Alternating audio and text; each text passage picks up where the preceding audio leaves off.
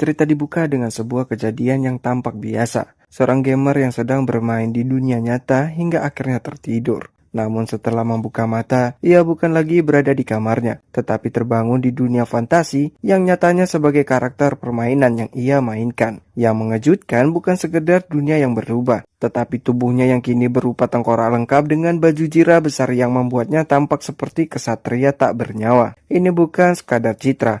Ia benar-benar berada dalam bentuk karakter skeleton Knight yang dulu ia pilih sebagai avatar dalam game. Ia berdiri di depan pohon, melihat pantulan dirinya di permukaan air. Ketika melihat bayangan tengkoraknya di sana, ia langsung sadar bahwa penampilannya bisa menjadi ancaman besar jika terlihat oleh penduduk dunia baru ini. Sebuah sosok berwajah tengkorak yang memakai zirah raksasa akan dianggap sebagai monster atau ancaman. Karena itu, satu keputusan utama ia buat di awal perjalanan ini. Ia tidak boleh melepas helmnya, sekecil apapun itu, jika ingin tetap hidup dan tak menjadi target pemburu atau monster pemburu manusia lainnya. Dengan semboyan untuk tetap tidak mencolok, kesatria ini menggunakan nama karakter gamenya, yaitu Art.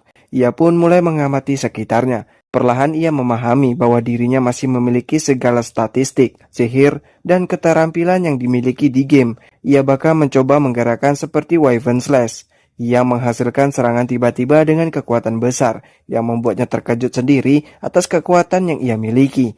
Namun kekuatan itu datang dengan resiko. Kekuatan besar tanpa wajah manusia bisa membuatnya dianggap sebagai ancaman besar. Kelaparan dan tanpa sumber perdanaan atau persediaan, Art mencoba mencari tempat yang aman. Ia menggunakan mantra gate untuk teleportasi, namun salah hitung dan justru menyeretnya ke tepi tebing yang terjal. Dari situlah ia belajar satu hal penting, sihir teleportasi tidak semudah yang ia kira. Dengan memahami pola sihir lainnya, ia akhirnya menggunakan mantra berbeda yang disebut Demotion Move dan berhasil berpindah ke lokasi yang aman di dekat sungai. Di sana ia membuka helmnya sejenak hanya untuk minum dan menyadari sekali lagi bahwa kepalanya benar-benar tengkorak, tulang tanpa daging ataupun kulit. Kesadaran baru ini membuat Art bertekad lebih kuat. Ia harus navigasi dunia ini dengan hati-hati, menyembunyikan siapa dirinya sebisa mungkin, dan menggunakan strategi yang tidak memasukkan identitas wajahnya. Karena itu ia segera teleportasi ke kota terdekat yang disebut Louviers, sebuah kota perdagangan yang sibuk, tempat di mana ia berharap bisa mencari pekerjaan atau setidaknya bertahan dari ancaman lain. Sesampainya di kota, Art tidak langsung diterima tanpa pertanyaan. Ia melihat penduduk lokal bereaksi dengan rasa penasaran atau bahkan ketakutan saat melihat seorang kesatria besar penuh jira berjalan tanpa helm mencolok. Di pasar kota, ia sempat menyaksikan seorang penyelidik yang sedang berdebat dengan seorang elf cantik. Pemandangan yang membuatnya terkejut karena elf sendiri adalah makhluk yang jarang ia lihat, bahkan dalam permainan, mempertegaskan bahwa dunia ini jauh lebih nyata dan menarik dibandingkan yang ia bayangkan. Art menemukan Mercenary Guild di kota itu, organisasi tempat orang-orang mendaftarkan diri untuk menjadi petualang dan menerima tugas berhadiah. Namun sebelum bisa mendapatkan lisensi petualang, ia diharuskan memenuhi satu percobaan. Art harus membawa bukti bahwa ia telah mengalahkan salah satu dari 3 target yang ditentukan, binatang buas, monster, atau bandit. Ini adalah ujian wajib yang dipakai guild untuk memastikan petualang punya kemampuan bertempur yang layak. Tanpa membuang waktu, Art keluar dari kota menuju hutan sekitar untuk mendapatkan bukti yang dibutuhkan. Ia menemukan sebuah babi hutan besar, makhluk liar yang sering menjadi ancaman bagi para petualang pemula. Melalui serangan cepat dan tak terduga, Art mengalahkan binatang itu dengan keterampilan yang melebihi batas petualang biasa dan mengambil bukti yang diperlukan. Namun ia belum selesai. Selanjutnya ia menemukan seekor orc, makhluk humanoid kuat yang sering menjadi musuh bagi siapa saja yang memasuki wilayah liar. Kemampuan Art yang luar biasa membuatnya menang dengan mudah, dan ia membawa bukti kemenangan dari orc itu juga. 2 dari 3 bukti yang ia butuhkan untuk lisensi petualangnya di guild. Saat mencari target ketiga, Art melihat sekelompok bandit yang menyerang sebuah kereta kuda kecil di tengah hutan. Para bandit bukan hanya menyerang, tetapi tampak siap melakukan kekejaman terhadap 2 wanita yang merupakan korban sega itu.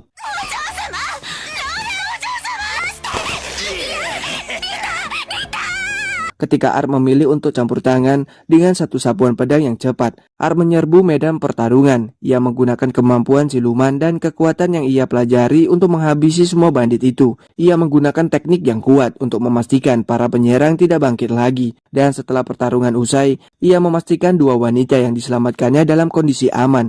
Wanita itu kemudian memperkenalkan diri sebagai Lauren, yang merupakan seorang bangsawan, bersama Rita yang merupakan asistennya. Mereka memberi Art tanda terima kasih yang tulus, namun Art tetap berhati-hati, bukan karena ia sombong, melainkan karena ia tahu jika identitasnya diketahui atau wajahnya terlihat, situasinya bisa menjadi rumit, apalagi di hadapan bangsawan yang memiliki pengaruh besar. Ia membuat kisah semu tentang dirinya, seorang kesatria yang terkutuk dan mencari cara untuk membebaskan diri dari kutukan itu. Art juga melakukan sesuatu yang tidak umum bagi kebanyakan kesatria. Setelah mempercayai dua wanita itu untuk sementara waktu, ia menggunakan sihir api untuk membakar tubuh para bandit yang ia bunuh, menjalankan ritual yang bersifat pragmatis dan berfokus pada pembersihan jejak kekerasan, sekaligus melarang tubuh-tubuh itu menjadi ancaman lagi. Ini bukan hanya membakar bukti, tetapi memperlihatkan sisi pendekatan Art terhadap dunia baru ini. Ia melihat secara praktis sesuatu yang mungkin datang dari pengalaman gamenya, tetapi kini benar-benar nyata. Lauren dan Rita kemudian berterima kasih sekali lagi.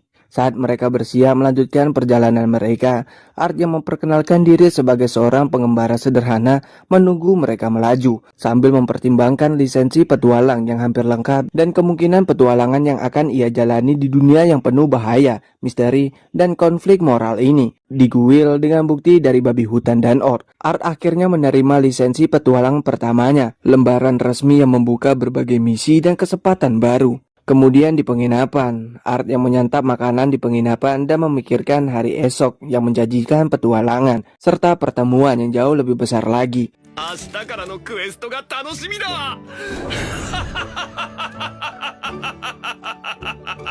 Keesokannya tugas barunya kali ini berfokus pada sebuah desa kecil yang berada di pinggir wilayah hutan, di mana seorang gadis bernama Marka telah meminta bantuan. Misi Guild tersebut menyebutkan bahwa Marka membutuhkan perlindungan sambil mencari ramuan obat langka di dalam hutan yang dikenal berbahaya. Bukan karena ia sekedar ingin membantu orang tua atau imbalan, tetapi karena ia ingin mendapatkan ramuan itu tanpa sepengetahuan ibunya, Seona, yang selama ini menjadi protektif sejak kematian ayahnya. Bertemu dengan Marka di luar desa ketika ia sedang bersiap memasuki bagian hutan yang lebih dalam. Gadis itu tampak gugup sekaligus bertekad. Ia tidak ingin mengecewakan ibunya dengan kembali tanpa ramuan itu, yang sangat penting untuk membantu kesehatan penduduk desa. Art, meski sosoknya tampak menyeramkan karena tubuh kerangkanya yang menyembunyikan di balik zirah, menerima tugas itu tanpa ragu karena ia melihat alasan yang tulus dari mata Marka. Perjalanan mereka baru saja dimulai. Tiba-tiba di bawah cahaya remang pepohonan, mereka menemukan seekor kitsune yang terluka parah. Makhluk mirip rubah berekor banyak yang dikenal lincah dan kuat. Kitsune ini tampak kesakitan, menatap mereka dengan mata yang hampir tertutup rasa sakit. Tanpa berpikir panjang, Art menggunakan mantra penyembuh dasar, efek yang ia kenal dari kemampuannya di dunia game, dan menyembuhkan luka si kitsune. Setelah tubuh kitsune pulih perlahan, makhluk itu menunjukkan ekspresi yang jauh lebih hidup. Suara tangis kecilnya berubah menjadi ekor yang bergeleng-geleng, penuh rasa syukur. Kitsune itu memutuskan untuk ikut bersama Art dan Marka, seolah ia telah memilih mereka sebagai pelindung barunya. Art yang sebelumnya memang mempertimbangkan bahwa dunia ini lebih nyata daripada sekedar permainan, tampak sedikit terkejut namun menerima keputusan kitsune itu. Ia menamai makhluk itu Ponta, yang terinspirasi dari karakteristik bulunya yang lembut dan ekornya yang ekspresif. Sambil melanjutkan perjalanan, Marka mulai menceritakan lebih banyak tentang ibunya, Seona. Bagaimana setelah kematian ayahnya di kota Hulu kehilangan banyak pemburu dan sumber daya, dan betapa pentingnya ramuan obat itu bagi kesejahteraan seluruh desa. Marka ingin membuktikan kepada ibunya bahwa ia juga mampu membantu, bukan semata lahir sebagai anak perempuan yang harus menunggu dirawat di rumah. Tak lama setelah itu mereka berada di dalam bagian hutan yang semakin gelap dan sunyi. Arah menuju sebuah kumpulan bunga berwarna ungu yang dikenal sebagai ramuan penting itu. Namun ketenangan itu segera pecah ketika Art merasakan aura gelap yang sangat familiar baginya. Aura yang sering bertanda kehadiran monster berbahaya kelas tinggi dalam game atau dunia nyata. Tiba-tiba makhluk besar muncul di depan mereka. Seekor basilis, reptil raksasa dengan tatapan mematikan yang mampu mematikan mangsanya hanya melalui sekilas pandang atau gigitan tajamnya yang mematikan. Basilis ini bukan sekedar ancaman biasa. Ia adalah makhluk hutan yang ditakuti penduduk setempat. Dan jejaknya menunjukkan bahwa wilayah itu kini benar-benar menjadi sarangnya. Art dan Marka berlari menyelamatkan diri sesaat sebelum basilis menyerang. Dalam hati, Art menyadari bahwa ini bukan momen untuk mundur. Meskipun serangan makhluk itu berbahaya, ia punya pengalaman dan keterampilan dari karakter yang pernah ia mainkan di game tersebut. Seperti yang sudah ia lakukan pada musuh-musuh sebelumnya, Art mengambil posisi bertarung dan mengeluarkan serangan pertama, sebuah serangan yang memadukan kekuatan fisik dan energi ke dalam satu serangan yang sangat kuat. Art bergerak cepat, menjaga jarak aman dari lidah panjang Basilis dan tatapannya yang berbahaya, memanfaatkan refleks dan taktik berdampur yang berpengalaman. Serangan demi serangan mereka lakukan dalam duel yang sengit. Basilis berusaha menghentikan Art dengan gigitan dan cakarnya, namun Art terus memanfaatkan celah untuk mengeksploitasi kelemahan musuhnya. Akhirnya, dalam satu serangan akurat, Art menusuk pedangnya ke dalam dada Basilis, menciptakan ledakan energi yang menandai akhir dari ancaman besar itu.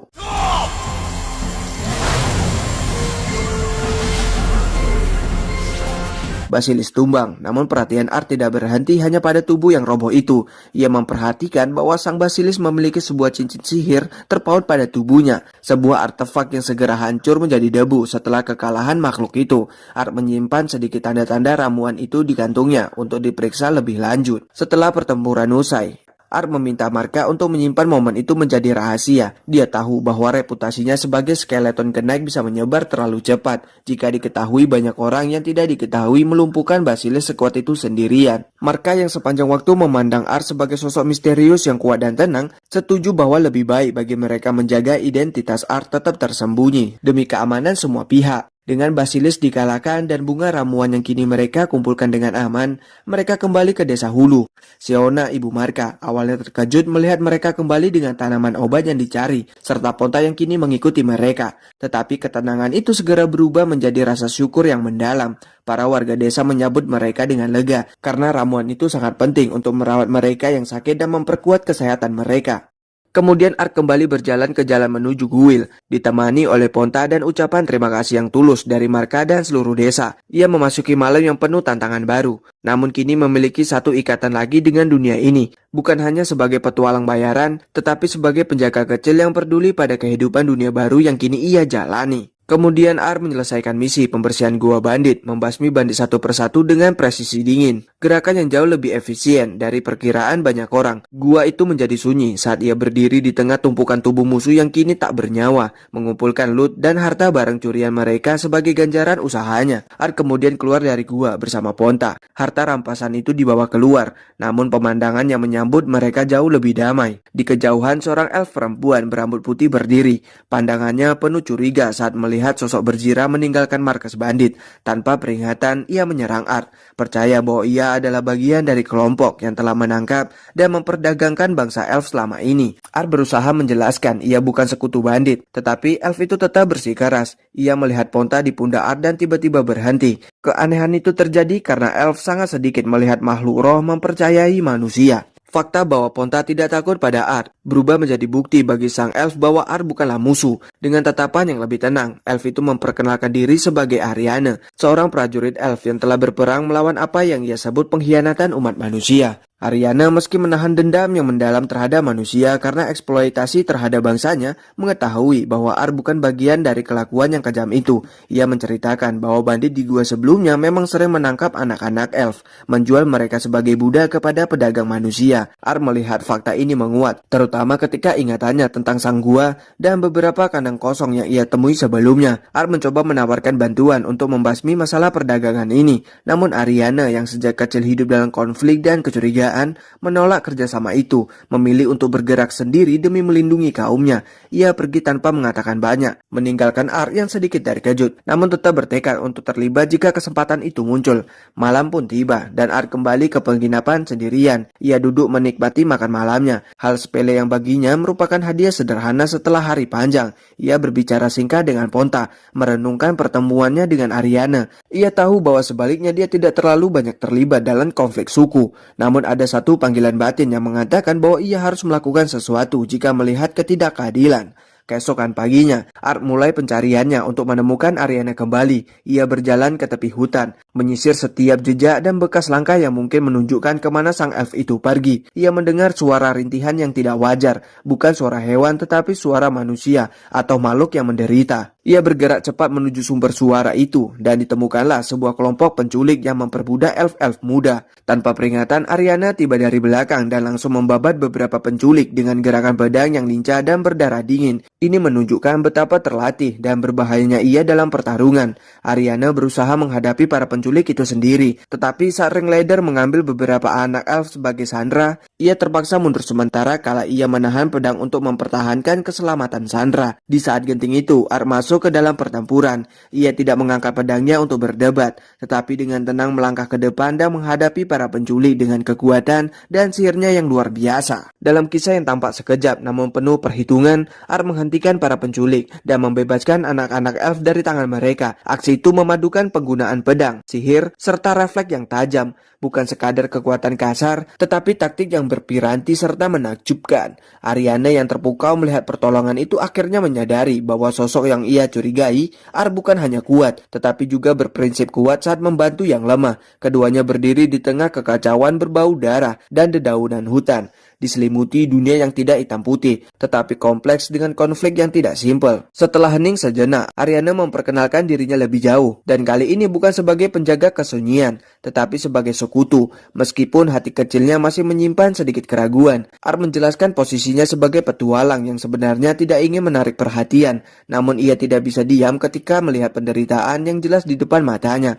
Art dan Ariana kemudian sepakat untuk bekerja sama, bukan hanya hubungan pribadi yang cepat, tetapi karena sebuah tujuan bersama, menghentikan perdagangan elf dan menyelamatkan rakyat yang tertindas. Setelah itu mereka kembali ke kota, di mana Ariana memperkenalkan Art kepada rekannya, seorang prajurit elf bernama Danka. Di permukaan, Danka tampak keras dan penuh kecurigaan terhadap Art. Saat mereka berbicara di luar kota, Danka terus menguji Art, mempertanyakan niatnya dan apakah ia benar-benar bisa dipercaya membantu misi yang penting ini. Art tetap tenang, menjelaskan singkat hubungan dan aksinya sebelumnya yang membuktikan ia bukan ancaman, meskipun Danka masih menyimpan sedikit keraguan. Sebelum melanjutkan, Art melakukan hal sederhana namun bermakna. Ia pergi sendirian untuk makan di pasar. Ini bukan hanya soal perut, makanan adalah simbol kenyataan dunia baru yang kini ia jalani. Sementara itu, lokasi di mana para elf ditawan mulai terungkap. Sebuah gedung besar di distrik hiburan kota, tempat anak-anak elf dipaksa hidup sebagai komoditas. Kelompok Art memutuskan untuk menyerang malam hari, saat keamanan sedang longgar. Begitu malam tiba, Art menggunakan keterampilan sihirnya yang paling berguna, Dimension Move, sebuah teleportasi tingkat tinggi yang memungkinkan mereka tiba di atap bangunan target tanpa menimbulkan suara atau keributan.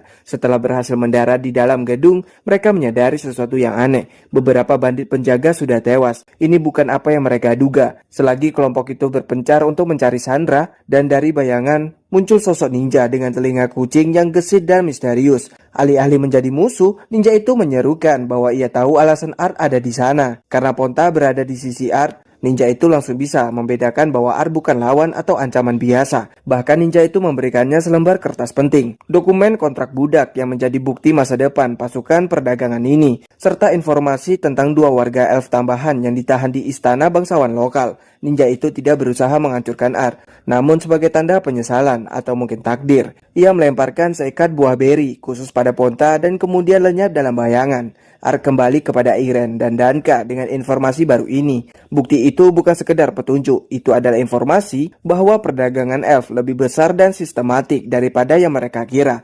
Mereka tahu bahwa menyelamatkan elf dari gudang ini hanyalah sebagian saja dari kisah yang lebih besar. Kelompok itu bergerak cepat ke ruangan bawah tanah, dan di sana mereka menemukan para elf yang ditahan dalam kondisi memprihatinkan. Mereka telah kehilangan kebebasan, makanan yang layak, dan yang terburuk, kemampuan untuk menggunakan sihir karena kalung konsumsi mana yang dipasang pada leher mereka. Tanpa peralatan itu, para elf tidak bisa mempertahankan diri. Art dengan kemampuan magisnya yang superior menggunakan Anchor, sebuah sihir pembersih, untuk menyingkirkan kalung yang mengikat mereka. Bahkan Ariana dan Danka terlihat terkejut melihat efektivitas kemampuan Art itu, karena kemampuan untuk menghapus kutukan atau pembatasan sihir bukanlah hal kecil. Ini membuktikan bahwa Art bukan sekedar petualang biasa. Dengan para elf kini bebas, Art kembali memanggil Gerd untuk membawa mereka keluar dari kota. Meski para elf masih terguncang, mulai menangkap napas pertama kebebasan mereka setelah waktu yang lama. Ada tangis, ada bahu yang saling merangkul, dan ada rasa lega yang mendalam di udara malam itu. Namun misi masih jauh dari dari kata selesai. Sementara sebagian besar kelompok membawa para elf ke tempat yang lebih aman. Art merasa tugasnya belum tuntas. Informasi dari ninja, kontrak budak yang tertulis nama dan lokasi, menunjukkan bahwa 2 elf lagi disandra di istana bangsawan di pusat kota. Berbekal informasi itu, Art memutuskan untuk melanjutkannya sendiri. Dengan cepat ia menggunakan demotion move lagi. Kali ini teleportasi membawanya langsung ke istana bangsawan tersebut. Sementara itu dari kejauhan, ninja yang memberi informasi awal itu tidak bergerak sendiri. Ia kini berdiri bersama seorang ninja lain, menyaksikan langkah Art dengan sekilas pengakuan bahwa jalan mereka akan berpapasan lagi suatu hari nanti. Ada rahasia lebih dalam di balik penampilan mereka, mungkin agenda, mungkin ujian, atau mungkin justru sekutu yang tidak terduga. Dengan tekad untuk menghentikan sistem perbudakan dan melindungi yang lemah, Art dan Ariana menyusup ke kediaman Marquis Diento, tempat di mana 2 elf wanita masih ditahan secara brutal. Dengan menggunakan Wyvern Slash untuk memotong lonceng besar di luar mansion, menciptakan distraksi yang cukup kuat untuk menarik perhatian penjaga dan memungkinkan mereka masuk tanpa langsung diserang. Begitu Art dan Ariana berhasil masuk ke ruangan di mana 2 elf itu ditahan, keganasan itu terungkap sepenuhnya.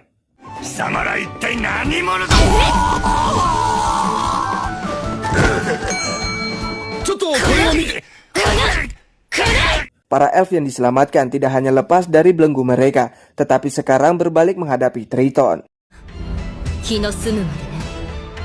Dalam kekacauan itu, Udolan, anak Triton, berusaha tampil sebagai figur yang berani untuk membela nama keluarganya. Namun kehadirannya hanya membawa kekacauan lebih lanjut, karena Art dengan mudah membuatnya ketakutan hanya dengan satu tatapan dingin dan gerakan pedang yang halus namun mematikan. Di tengah kekalutan, Art menemukan sebuah ruangan tersembunyi yang berisikan tumpukan harta bandit, emas, dan benda-benda berharga yang tersembunyi di bawah mansion. Bukti korupsi besar yang jauh melampaui perbudakan elf. Art mengambil keputusan untuk mengambil harta itu untuk dirinya sendiri, ketimbang membiarkannya digunakan kembali oleh jaringan perdagangan budak atau diklaim oleh bangsawan yang korup. Art membungkus nilai kekayaan itu sebagai miliknya dengan alasan bahwa jika harta itu tetap berada di wilayah kekuasaan Diento, ia akan digunakan untuk menguatkan kembali organisasi gelap yang sama yang telah memperbudak bangsa elf. Ariana meskipun sedikit terkejut menerima penjelasan Art, percaya bahwa tujuan dibaliknya adalah demi kebaikan jangka panjang. Saat ledakan kecil menghantam mansion akibat taktik si ninja misterius yang pernah membantu mereka sebelumnya, Art dan Ariana menyadari bahwa waktu mereka di tempat itu tidak selamanya aman. Mereka segera memutuskan untuk berteleportasi keluar melalui Dimension Move, membawa para elf yang telah diselamatkan serta bukti kekejaman yang dimiliki Diento. Meskipun penghargaan yang Ariana siapkan untuk Art terasa kurang memadai dibandingkan resiko yang baru saja mereka ambil,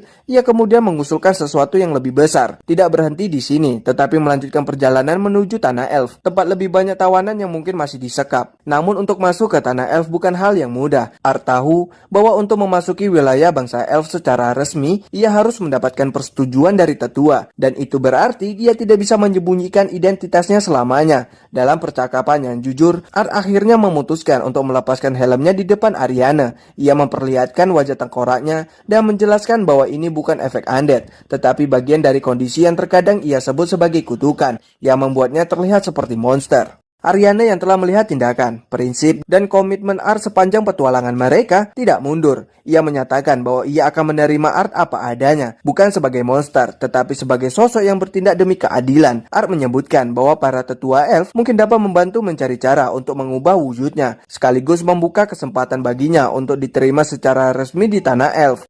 Ariana pun percaya bahwa masuknya Art ke Tanah Elf bisa menjadi hal positif, bukan ancaman.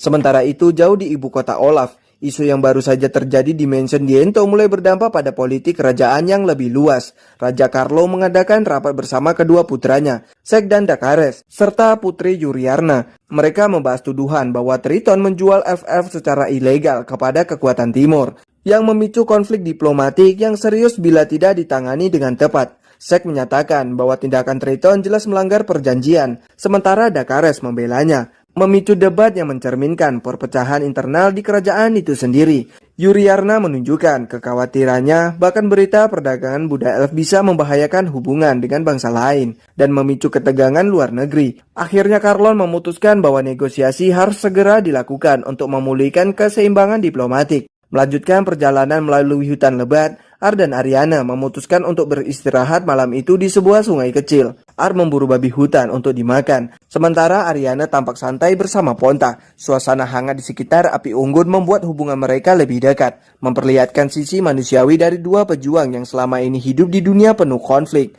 Setelah keberhasilan mereka membongkar perdagangan Buddha di Mansion Diento, Art dan Ariana berangkat bersama para elf yang telah dibebaskan, dengan tujuan bertemu para tetua desa untuk membahas konsekuensi dari tindakan mereka dan mencari arah yang lebih baik untuk masa depan bangsa elf. Begitu mereka tiba di gerbang desa Lalatoya, suasana berubah dari ketegangan menjadi ketenangan yang damai. Rumah-rumah elf bergabung dengan alam, kayu, dedaunan, dan akar-akar raksasa berpadu sebagai arsitektur alami yang mencerminkan ke dalam sejarah elf. Ariana membawa Art kepada orang tuanya, tetua desa di Lianta Lalatoya, dan istrinya Glenny Alna Lalatoya. Figur yang dihormati tidak hanya sebagai pemimpin, tetapi juga penentu cara bangsa elf berinteraksi dengan pihak luar. Di rumah Dilian, suasana pertemuan dipenuhi dengan rasa terima kasih, sekaligus teguran serius. Dilian secara formal mengucapkan apresiasi atas jasa Art dalam menyelamatkan elf yang ditawan, namun juga menegur Ariana karena menyerang mansion bangsawan manusia, tanpa konsultasi terlebih dahulu dengan tetua. Diskusi itu membuka pintu transparan antara Art, Ariana, dan tetua. Bukan hanya soal peristiwa masa lalu, tetapi bagaimana hal itu membentuk masa depan hubungan antar manusia dan elf. Art menjelaskan secara rinci motif dan hasil dari tindakannya agar Dilian memahami konteks yang sebenarnya.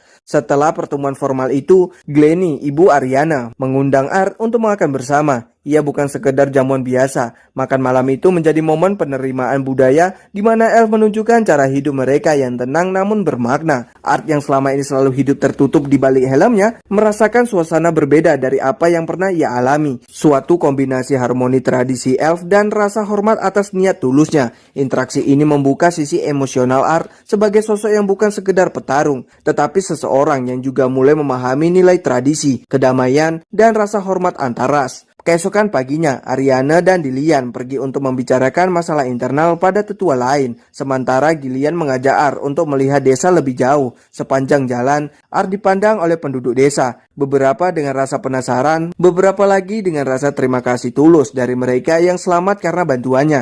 Dua gadis elf kecil mendekat dan memandangnya dengan mata penuh penghormatan. Setelah mengetahui Art telah menyelamatkan teman-teman mereka, reaksi hangat ini membuat Art semakin memahami dampak moral dari apa yang telah ia lakukan. Karena waktu senggang, Glenny kemudian mengusulkan sebuah latihan sparring ringan antar dirinya dan Art. Bukan untuk bertarung sungguhan, tetapi untuk memperlihatkan nilai seni perang elf yang biasanya sangat tertutup bagi orang luar. Dalam latihan itu, Glenny menunjukkan keterampilan bertarungnya yang tidak terduga. Setiap gerakannya elegan namun mematikan, menunjukkan bahwa seni bertarung elf bukan sekedar kekuatan, tetapi seni yang mendalam. Art walaupun secara fisik kuat, beberapa kali dia dibuat terkejut dengan teknik halus dan presisi Glenny. Momen ini bukan hanya pelatihan, tapi juga pelajaran tentang ketekunan dan kebijaksanaan seorang prajurit sejati. Sementara itu di ruang pertemuan para tetua, diskusi arah bangsa elf semakin serius. Para tetua membahas pelanggaran perjanjian damai yang telah berlangsung ratusan tahun antara manusia dan elf, yang kini terancam oleh peristiwa perdagangan Buddha dan penduduk Mansion Diento. Ada rasa waspada bahwa tindakan baik bisa mengubah keseimbangan diplomatik antar bangsa, dan tindakan Art serta Ariana harus diuji bukan hanya sekedar moral tetapi juga strategis.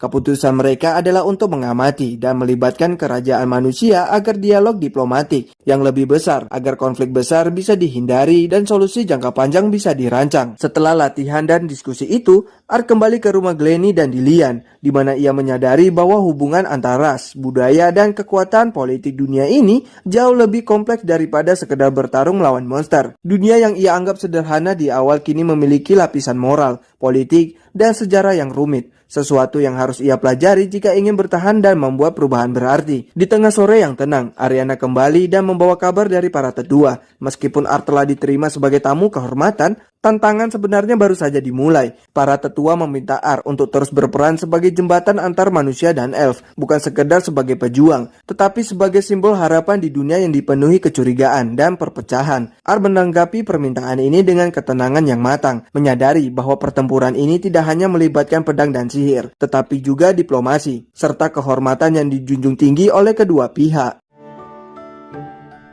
とりあえず先っちょだけ試してみるか。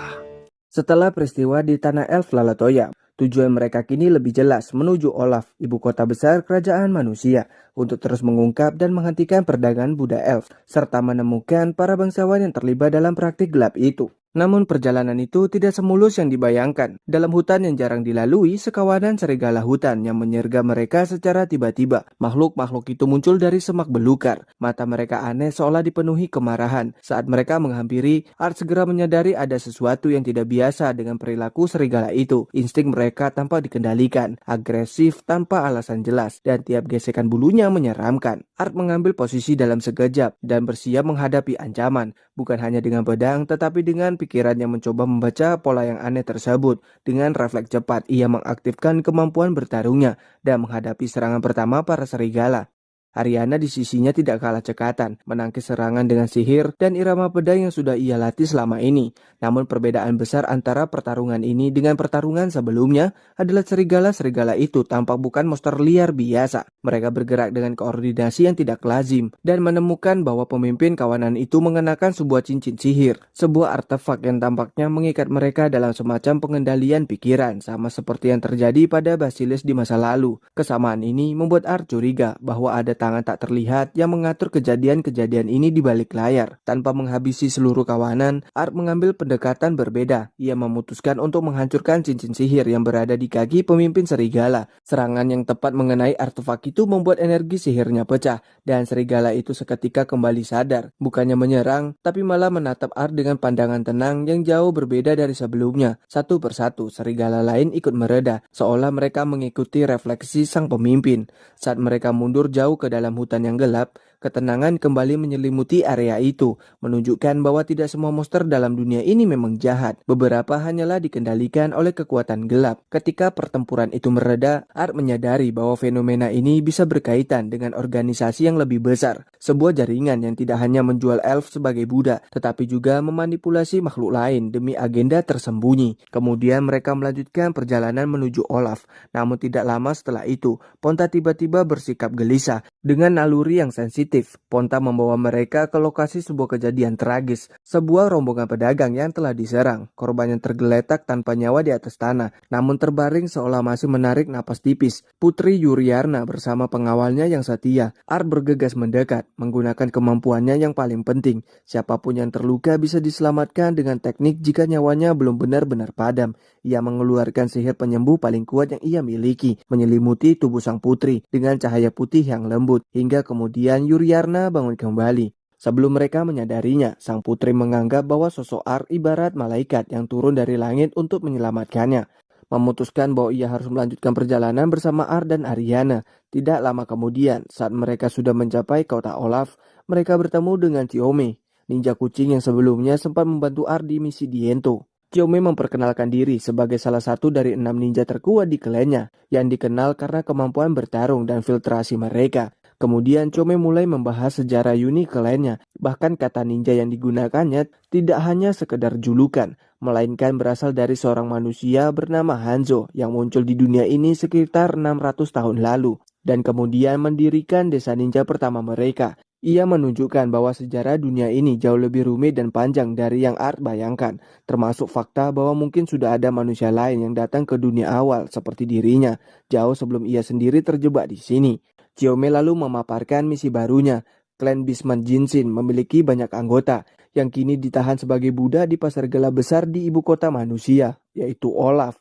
Ia meminta bantuan Art dan Ariana untuk membebaskan mereka. Art mendukung Ariana dalam upayanya membebaskan elf, menyatakan bahwa ia akan membantu pula dalam misi ini, bukan sebagai kewajiban, tetapi sebagai komitmen terhadap mereka yang tertindas. Ariana sendiri merasa terhubung dengan Chiome, karena mereka berdua sudah lama berjuang demi kebebasan suku masing-masing. Malam itu, mereka merencanakan strategi di sebuah pos penginapan dekat pasar budak terbesar di Olaf, yang dikenal sebagai Pasar Edzat. Chiome menjelaskan bahwa serangan akan dilakukan malam itu juga. Meskipun ia mengakui kemungkinan besar operasi itu akan berbahaya dan banyak dari mereka mungkin akan terluka. Alih-alih mundur, Art yakin bahwa dengan kemampuan teleportasi dan sihirnya serta taktik yang tepat, mereka bisa melewati sebagian ancaman dan meminimalkan dampak bagi yang tidak bersalah. Sebelum serangan dimulai, Art dan Ariana duduk untuk makan malam. Sesi berikutnya memperkenalkan seorang sosok baru yang bergabung dalam operasi, Goemon, salah satu dari 6 ninja terbaik dari klan Jinshin seperti Chiyome. Julukan ini bukan sekedar nama, itu adalah titel kehormatan yang diberikan kepada prajurit paling kuat dalam klan. Ketika Goemon pertama kali bertemu Art, keduanya terlibat duel singkat. Bukan karena permusuhan, tetapi sebagai bentuk uji kekuatan khas para pejuang yang menghormati kemampuan satu sama lain. Duel itu cepat berubah menjadi persahabatan, karena kedua prajurit menyadari bahwa mereka punya tujuan yang sama dan strategi mereka saling melengkapi. Malam itu juga operasi besar pun dimulai. Rencana yang disusun Chiyome terbagi menjadi dua bagian. Art dan Goemon akan menyusup dari depan pasar Buddha, sementara Ariana dan Chiyome menyerbu dari belakang. Art dan Goemon bergerak memasuki area depan gerbang. Goemon menunjukkan bakatnya, kekuatan tanah untuk memperkuat pertahanan dan membantu Art menembus barikade demi barikade penjaga. Ikatan mereka makin kuat saat Goemon menggunakan teknik arm breaker, memadukan tubuhnya menjadi baja magis yang menahan serangan lawan, dan Art menyusul dengan serangan magis serta kekuatannya. Sementara itu di sisi belakang, Ariana dan Chiyome berhasil menebus penjagaan dengan taktik yang gesit dan koordinasi yang mulus. Seluruh pasukan Ezzat seketika kewalahan ketika dua serangan itu terjadi secara bersamaan. Tantangan meningkat, tetapi semangat tempur mereka tetap tak tergoyahkan. Mereka bukan hanya berperang demi orang yang tertawan, tetapi demi martabat dan masa depan suku mereka masing-masing. Sepanjang operasi itu muncul momen-momen ketegangan ekstrim. Sementara itu, jauh dari medan perang, Pangeran Dakares yang sedang bersembunyi di tempat aman, tempat perlindungan Cetrion, mendapatkan kabar bahwa serangan di Ezzat sedang berlangsung. Ia segera meminta bala bantuan untuk mengamankan pasar itu, menunjukkan betapa besar kekacauan yang diakibatkan oleh operasi mereka.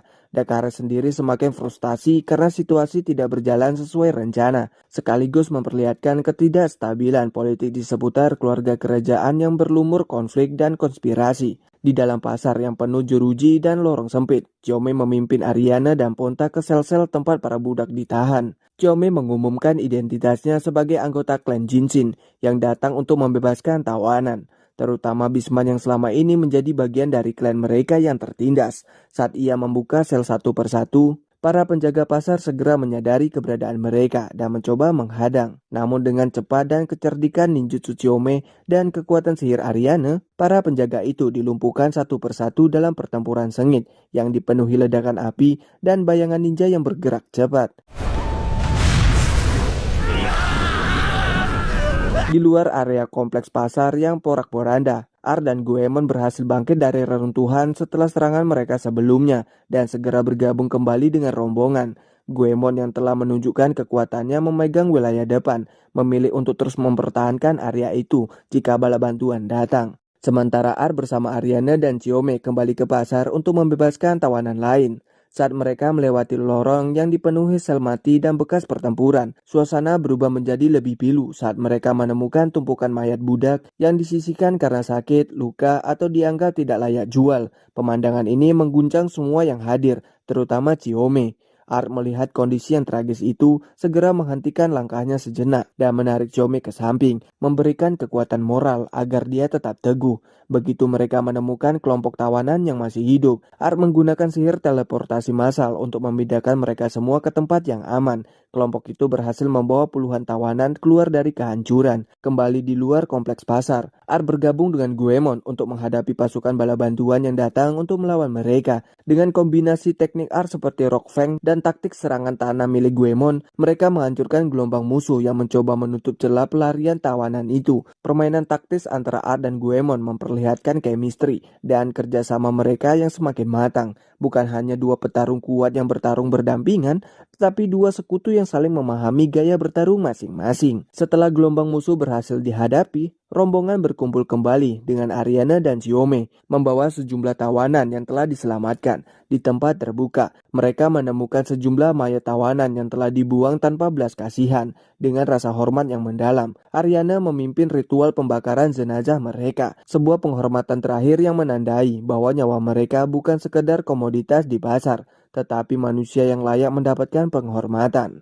Xiaomi menyaksikan ini dengan mata berkaca-kaca, berjanji dalam hatinya bahwa ia akan menjadi lebih kuat demi mencegah tragedi semacam ini terulang lagi. Sementara itu, dalam intrik politik yang berputar jauh dari medan perang itu sendiri, Catrion secara diam-diam membunuh Dakares, menciptakan kekacauan di jajaran kekuasaan. Ia bertindak atas nama Pangeran Sek yang memanfaatkan kabar kematian sang putri, Putri Yuryarna, untuk meningkatkan posisi politiknya sebagai satu-satunya ahli waris sah tahta kerajaan Roden. Sek yang telah lama memendam ambisi memerintahkan Catrion untuk membiarkan kabar palsu tentang kematian Yuryarna, menguatkan narasi bahwa Dakares bertanggung jawab atas tragedi itu.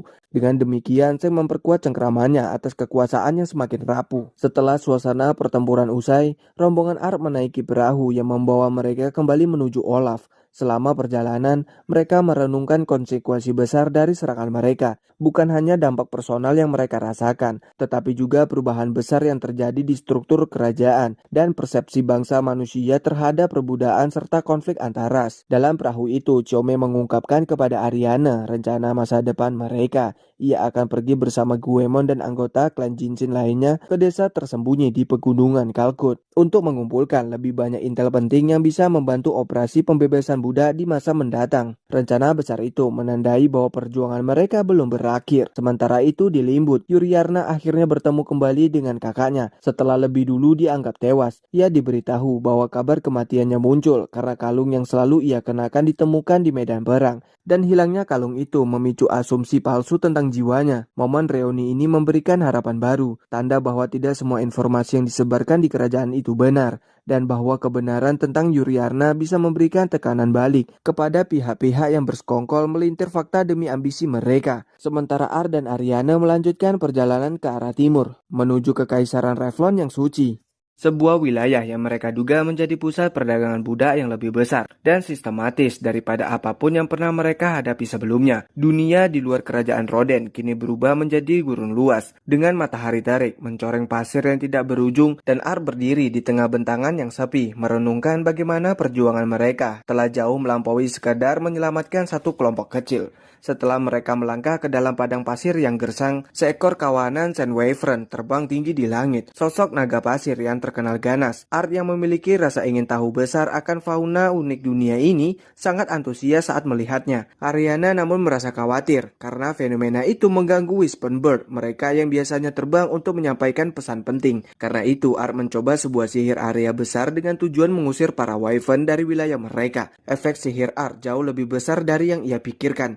Semua makhluk di area itu, termasuk Ariana, Whisperbird, dan Ponta, ikut terkena dampaknya. Art panik dan mencoba menenangkan semua sambil bertanya-tanya apa yang salah dalam perhitungannya. Dalam keheningan kecemasan itu, sosok seorang pengamat misterius mencatat apa yang dilakukan Art dari kejauhan, sebuah presensi yang akan segera mengubah arah perjalanan mereka. Malam hari tiba dan rombongan sampai di sebuah kota kecil di ujung gurun. Di kota itu, Art meminta maaf atas kejadian dengan Wyvern, memberi Ariana kesempatan untuk menjelaskan rute berikutnya menuju Holy Revlon Empire. Mereka mendiskusikan betapa berbahayanya tempat itu bagi bangsa Elf, karena di sana perbudakan Elf tidak dianggap pelanggaran hukum seperti di kerajaan Roden. Rasa frustasi Ariana semakin besar ketika ia memikirkan kemungkinan bahwa tanah itu bisa menjadi ancaman serius bagi nyawa Elf. Tepat saat percakapan mereka menghangat, sosok yang mengamati mereka dari kejauhan muncul dan memperkenalkan diri sebagai Karsi, seorang peneliti monster Elf yang selama 10 tahun tinggal di kota tersebut. Sebelum ia sempat menjelaskan lebih jauh, Ariana yang masih bersikap curiga terhadap Elf di lingkungan manusia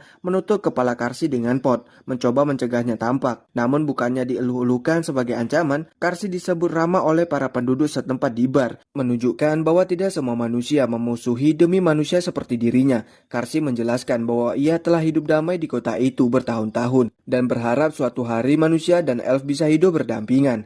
Karsi lalu menjelaskan bahwa ia mengamati mereka karena ia membutuhkan bantuan dari risetnya tentang makhluk gurun, spesies yang belum tercatat dalam literatur monster, yang bisa menjadi petunjuk besar bagi siapapun yang bisa menavigasi padang pasir Revlon. Ariana awalnya menolak, namun Karsi menawarkan peta menuju Holy Revlon Empire sebagai imbalan jika mereka membantu risetnya. Art yang melihat nilai strategis dari peta itu, serta bestiari yang juga ditawarkan, meyakinkan Ariana bahwa ini adalah kesempatan yang terlalu berharga untuk dilewatkan. Dengan kesepakatan tercapai, Karsi meminta mereka bertemu di gerbang kota esok pagi. Malam itu di penginapan, Art dan Ariana menikmati minuman yang disediakan, termasuk minuman keras lokal yang lebih kuat dari yang Ariana pikirkan. Tanpa diduga, Ariana menjadi sangat mabuk, menunjukkan sisi kepribadian yang sangat berbeda dari sosok elf serius yang biasanya kita lihat. Ia mulai berbicara tanpa filter, menunjukkan emosi campur aduk tentang manusia, elf, dan keadaan mereka sendiri, lalu berakhir dengan kekacauan yang membuat kamar mereka porak-poranda sebelum tidur.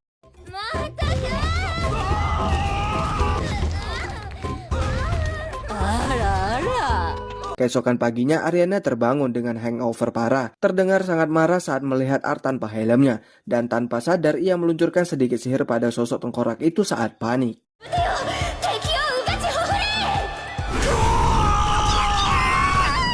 Mereka pun bertemu Karsi di pagi hari, yang mengatakan bahwa seluruh kota semalam mendengar keributan mereka, membuat Ariana ingin menghabisi Karsi, namun Art menahannya. Dalam perjalanan mereka keluar kota, mereka menaiki gerobak yang dipenuhi bau tidak sedap. Ternyata bau itu berasal dari mayat goblin yang disimpan sebagai umpan untuk berburu cacing pasir. Karsi menjelaskan bahwa cacing pasir adalah monster besar yang hidup di pasir dan sangat berbahaya, menarik Art dan Ariana menuju medan berbatu di luar kota, di mana makhluk itu diperkirakan berada.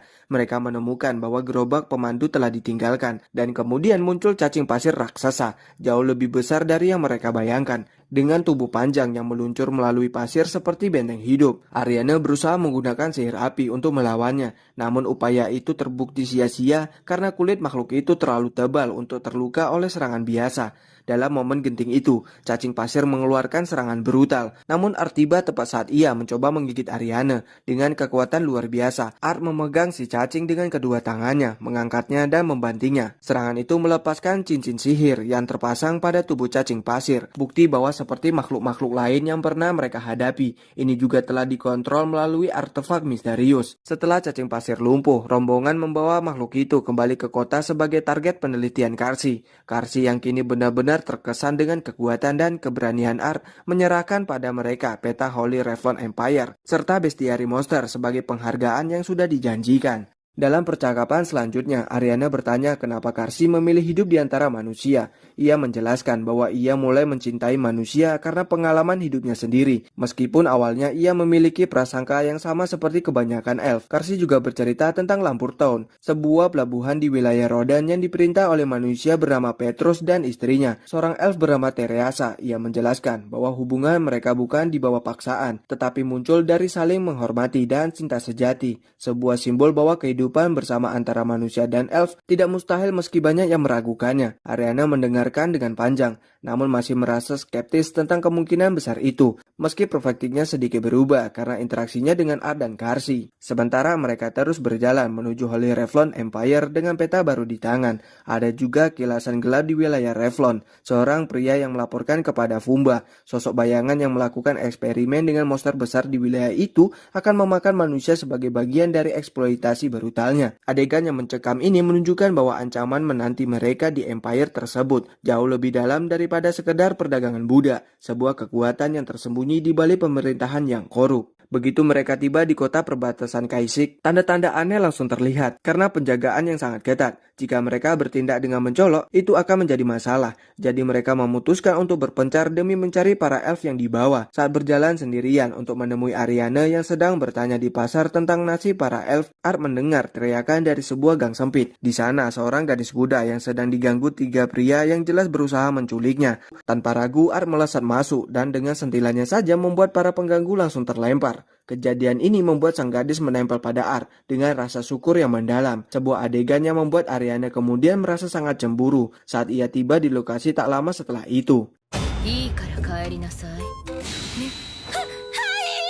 Malamnya mereka memutuskan bahwa mereka harus segera menyusul ke benteng tersebut, terutama setelah Ariana mendapatkan informasi dari penduduk setempat bahwa beberapa elf memang pernah dibawa ke benteng itu beberapa bulan sebelumnya. Mereka memutuskan untuk bergerak ketika malam, memanfaatkan malam sebagai penutup agar bisa memasuki tempat itu tanpa terdeteksi. Malam pun tiba, kemudian mereka masuk ke benteng ternyata tidak semudah yang dibayangkan. Pintu masuknya dibangun sedemikian rupa sehingga hampir tidak mudah ditembus oleh kekuatan biasa. Berbekal kecerdikan Art, mereka menemukan lorong rahasia yang membawa mereka ke ruang bawah tanah yang penuh dengan bau busuk dan atmosfer yang memaksa mereka untuk terus waspada. Begitu mereka turun melalui tangga tersembunyi, mereka bertemu dengan dua penjaga yang menjaga pintu yang menuju lebih dalam ke benteng. Art dan Ariana mengalahkan mereka dengan cepat namun hati-hati, melanjutkan langkah mereka menyelusuri lorong gelap. Sesaat setelah masuk ke pintu besi itu, mereka disambut oleh sel-sel bawah tanah yang dipenuhi bau tidak sedap. Bulu-bulu binatang berserakan di lantai, dan jejak-jejak kekejaman yang membuat mereka sadar bahwa apa yang telah terjadi di benteng ini jauh lebih buruk. Ponta menemukan pintu besi lain, dan setelah dibuka oleh Art, mereka melangkah ke sebuah ruangan besar dengan pilar-pilar besar. Tak lama kemudian, mereka bertemu dengan Fumba, seorang monster sokrer pengendali kekuatan sihir gelap yang telah memanipulasi banyak monster liar dan tawanan sebagai komoditas hiburan atau eksperimen. Fumba memperhatikan Ariana di depan mereka dan dengan kegembiraan yang jahat mengumumkan bahwa ia ingin menguasai Ariana serta mengalahkan Art, membuat situasi segera berubah menjadi konfrontasi langsung antara pahlawan dan antagonis utama di benteng itu. Begitu perang psikologis itu dimulai, Ariana tiba-tiba bertindak seolah berada di bawah pengaruh sesuatu yang mengubah perilakunya. Ia mengklaim dirinya adalah Dark Elf, bukan karena kekhawatiran atau kemarahan, tetapi karena Fumba telah menempatkan sebuah makhluk kecil, sebuah ip, di dalam tudungnya yang memanipulasi pikirannya sehingga ia menyerang Art. Dalam kondisi ini, Ariana menebas dan mengejar Art seolah musuh utama, bukan sekutu yang selama ini ia bela. Art yang tahu bahwa ada sesuatu yang salah mencoba membebaskan Ariana dari kondisi ini dengan menggunakan Uncrash. Namun beberapa kali percobaan awalnya gagal karena kekuatan Ip tersebut. Dalam konflik batin yang terjadi pada Ariana, ia mengalami sebuah visi aneh di mana ia berlatih bersama saudara perempuannya, Evin, di bawah pohon besar. Dalam visi itu, Evin memintanya untuk menjadi lebih kuat dan menunjukkan kekuatannya demi perlindungan bangsa elf yang semakin terancam. Visi itu memicu dorongan perang dalam dirinya, memperkuat sisi gelap yang dipengaruhi oleh Ip. Sadar bahwa cara biasa tidak bekerja, Art mengamati tudung Ariana dengan seksama dan melihat sesuatu yang mencurigakan. Ponta turun tangan dan menemukan Ip tersembunyi di dalam tudung Ariana. Seketika itu juga Art mengeluarkan sihir fireball dengan tepat dan membakar Ip tersebut, membebaskan Ariana dari pengaruh gelap yang membuatnya menyerang. Setelah peluang itu hilang dan Ariana sadar kembali, Fumba memperkenalkan dirinya lebih jauh sebagai seorang monster sokrer dengan pengalaman panjang dalam mengendalikan makhluk dan orang lain untuk hiburan dan eksperimen kejamnya.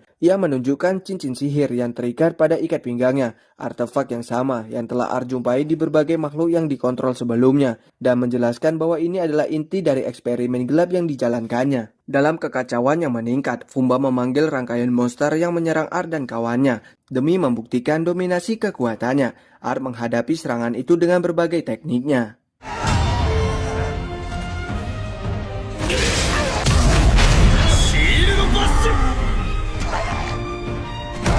Di saat Ariana akan diserang, tiba-tiba Chiyome muncul menyelamatkannya. Chiyome datang bersama ninja lainnya membantu Art melawan para monster. Setelah semua pionnya dikalahkan, Fumba tanpa ragu memanggil seekor Hydra raksasa yang menjadi mahakarya dari eksperimen sihir gelapnya. Hydra itu keluar dari dalam benteng. Art berteleportasi keluar dari benteng, membawa Ariana dalam pelukannya, sementara Ponta dan Chiyome berada di punggungnya dan pundaknya. Mereka berhasil menghindari kehancuran benteng.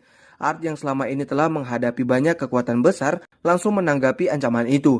Ia melihat tanda-tanda cincin sihir yang sama yang melekat pada tubuh Hydra. Hydra itu dikendalikan oleh kekuatan sihir gelap yang jauh lebih berbahaya. Sementara itu, Ariana dan Chiyome yang memisahkan diri untuk mengejar Fumba lebih dulu setelah Hydra dilepaskan, berhadapan langsung dengan si pencipta kekacauan itu. Sedangkan Art berhadapan langsung dengan Hydra yang sedang menuju kota. Sementara Fumba mencoba lagi menggunakan sihirnya untuk mengendalikan Ariana. Namun Ariana telah belajar dari pengalaman sebelumnya. Ia tidak lagi mudah dipecah konsentrasinya, dan dengan cepat ia memusnahkan Ip yang mencoba menguasai pikirannya, serta mencederai sang penyihir gelap sendiri, membuatnya rentan.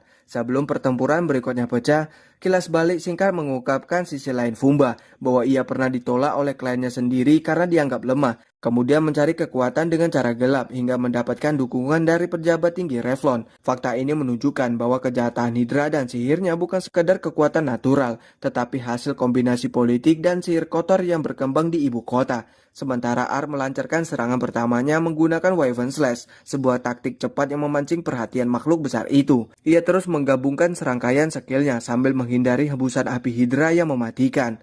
Ketika salah satu kepala Hydra menggigitnya, R menggunakan sihir pertahanan kuat untuk melindungi diri dan memanfaatkan momen itu untuk membalas dengan serangan yang menghancurkan.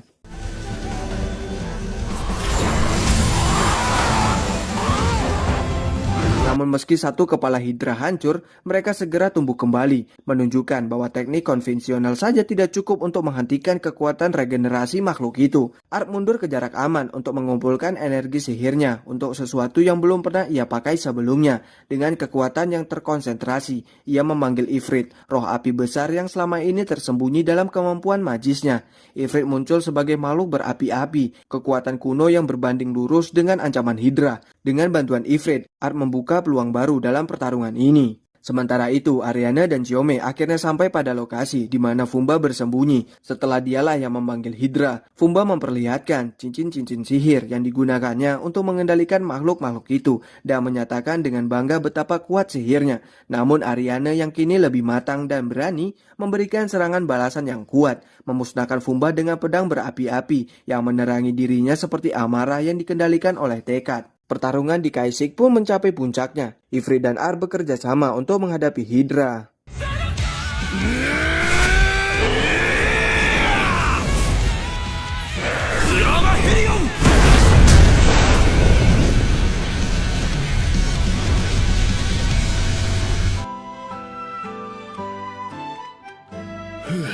Akhirnya melalui gabungan serangan yang terfokus, Hydra benar-benar hancur, mengeluarkan gelombang energi yang menandai akhir dari ancaman besar itu. Setelah pertempuran usai, mereka berkumpul kembali. Huber, burung pembawa pesan tiba dan menyampaikan kabar besar. Putri Yuriarna telah bertemu dengan salah satu tetua bangsa Elf, Fangas. Pertemuan itu menghasilkan kesepakatan kuat antara manusia dan Elf bahwa jika Revlon Empire mencoba menyerang tanah Elf, kerajaan Olaf akan membantu membela mereka. Ini adalah hasil diplomasi besar yang muncul berkat kerja keras dan keberanian yang ditunjukkan sepanjang perjalanan Ar dan teman-temannya.